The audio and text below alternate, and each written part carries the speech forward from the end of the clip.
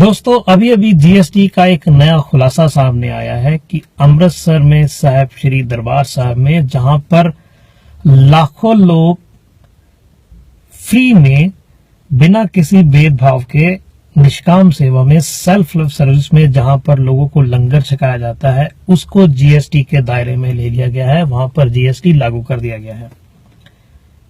मुझे ये नहीं समझ आता कि जेटली साहब या जो हमारी सरकार है सिर्फ और सिर्फ माइनॉरिटीज पर बार बार क्यों टारगेट कर रही है। अब बहुत से लोग कहेंगे कि इसमें माइनॉरिटीज को क्यों बीच में लाया जा रहा है।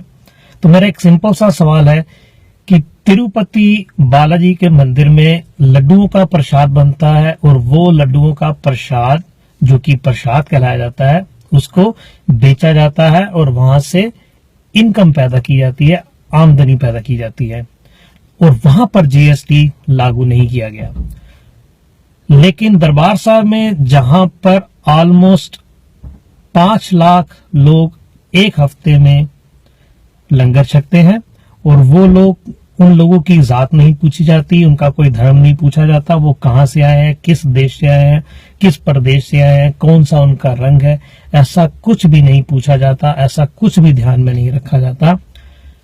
वहां पर जीएसटी को लागू कर दिया गया है। तो क्या ये एक सीधा सीधा माइनॉरिटी पर, साहिब श्री दरबार साहब पर एक छुपा हुआ अटैक नहीं है? जेटली साहब ने बिजली पर जीएसटी नहीं लागू किया क्योंकि वो अदानी साहब की है। जेटली साहब ने पेट्रोल पर जीएसटी लागू नहीं किया क्योंकि वो रिलायंस इंडस्ट्री की है। जेटली साहब ने शराब पर जीएसटी लागू नहीं किया क्योंकि वो माल्या साहब की है। लेकिन जहां पर सेल्फलेस सर्विस है वहां पर जीएसटी लागू कर दिया गया। इसका मुझे सिर्फ एक ही रीजन समझ में आता है कि कहीं जेटली साहब अमृतसर में मिली अपनी करारी हार का बदला तो नहीं ले रहे। और कोई रीजन इस बात में मुझे समझ नहीं आता कि धर्म के नाम पर, धर्म भी आप उसको किसी एक रिलीजन के साथ नहीं जोड़ सकते क्योंकि वहां पर एक सेल्फलेस सर्विस है। वहां पर जीएसटी लागू कर देना एक बहुत ही निंदनीय, बहुत ही गिरी हुई सोच को सामने लाता है। और एक छोटी सी बात मैं यहां पर और करता चलूं कि जीएसटी का मतलब होता है good and services tax. Amritsar दरबार साहब में ना कोई गुड्स, ना कोई चीज बेची जाती है, ना पर वहां पर कोई सर्विस बेची जाती है।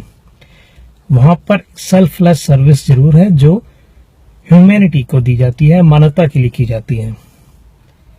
ये जो कदम आपने उठाया है, इसे जब मुगलों ने उठाया था तब पूरे हिंदुस्तान में उस समय, आज से 500 साल पहले, त्राहिमाम हो गई थी और उन्होंने उसको नाम दिया था जजिया।